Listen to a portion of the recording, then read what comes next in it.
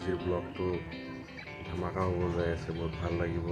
তো আৰু যিসকল মানে নিউ ব্লগাৰ সেইসকলৰ লগত এনেকুৱাই হয় যে দেখাৰ পিছত এনেকৈ 2 নম্বৰ লাগি গ'ল।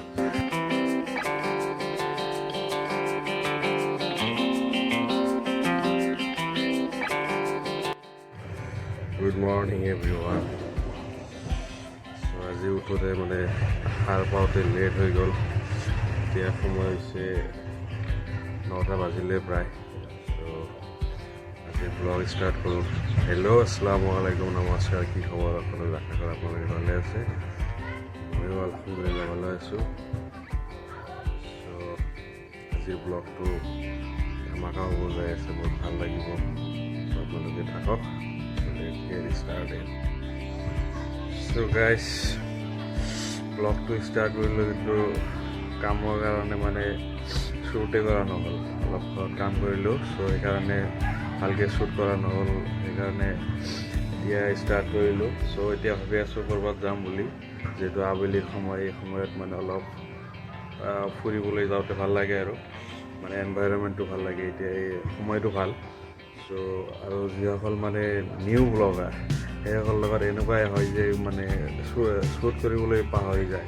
এতিয়া কি শ্বুট কৰিব মনতে নাথাকে, পিছতে মনত হৈ যায় মইতো এইটো শ্বুট নকৰিলোঁ। চ' এনেকুৱাই আৰু। চ' লেটছ গেট ষ্টাৰ্টেড।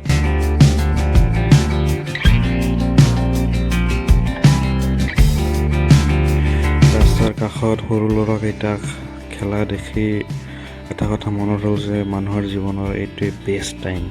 এইটো সময়ত কোনো টেনশ্যন নাই। যেতিয়া ডাঙৰ হ'ব তেতিয়া টেনশ্যনৰ টেনশ্যন। লগতে চান্সটো দেখা পালোঁ, জাষ্ট আও।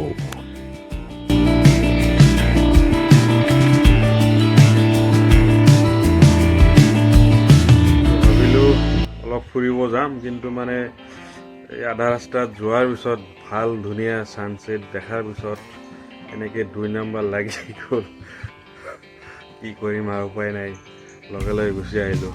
এতিয়া আৰু মানে অফিচৰ কামখিনি শেষ দি এতিয়া আৰু ক'ৰবাত যোৱাৰ মানে মুড নাই।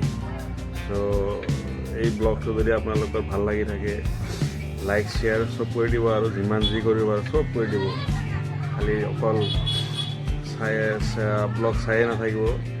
যিমান ছাপোৰ্ট কৰিব লগা আছে, like share comment subscribe notification যিমান আছে যি আছে চব কৰি দিব, আৰু একো বাকী নাৰাখিব। বাকী যিকেই নহওক, আজিৰ ব্লগটো আজিৰ কাৰণে এইখিনিতে। মানে অফিচৰ কামখিনি শেষ দি একদম মানে কথা ভালকৈ ক'বই পৰা নাই এনেকুৱা।